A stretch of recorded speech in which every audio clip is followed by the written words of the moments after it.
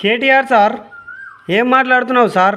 ఒక రాష్ట్ర ముఖ్యమంత్రిని పట్టుకొని చిల్లరగాడు అని మాట్లాడుతున్నావు. నిజంగా చిల్లరగాళ్ళ గురించి మాట్లాడాలనుకుంటే ఫస్ట్ మీ గురించి మాట్లాడాలి, మీ కల్వకుంట్ల కుటుంబం గురించి మాట్లాడాలి. ఎందుకంటే తెలంగాణ రాష్ట్రంలో కాదు, మొత్తం మన భారతదేశంలో కూడా వెతికితే దొరకరు మీ అంత చిల్లర నా కొడుకులు. మీ కల్వకుంట్ల ఫ్యామిలీ అంత చిల్లర నా కొడుకులు తెలంగాణ కాదు, భారతదేశం మొత్తంలో దొరకరు వెతికితే.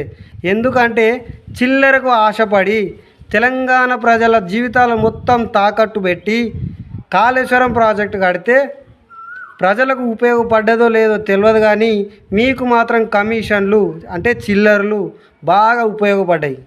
అట్లాంటి చిల్లర శాతాలు చేసి ఫోన్ ట్యాపింగ్లు చేసి ఇవి చిల్లర శాతాలు కావా?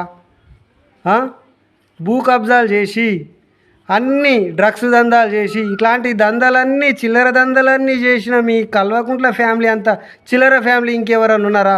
మరి మీరే కదా ఇంతకుముందు తెలంగాణ రాష్ట్రాన్ని ఏలింది. మరి మీ అంత చిల్లర వాళ్ళు ఎవరన్నా ఉన్నారా తెలంగాణ రాష్ట్రంలో?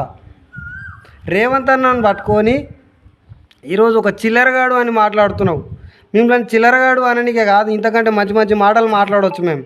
కాకపోతే మీరు ఎంత పెద్ద చిల్లరగాళ్ళు అయితే ఈరోజు కమిషన్ ముందల తలదించుకోవాల్సిన పరిస్థితి వచ్చింది. ఒకసారి మీరు ఆలోచన చేయండి.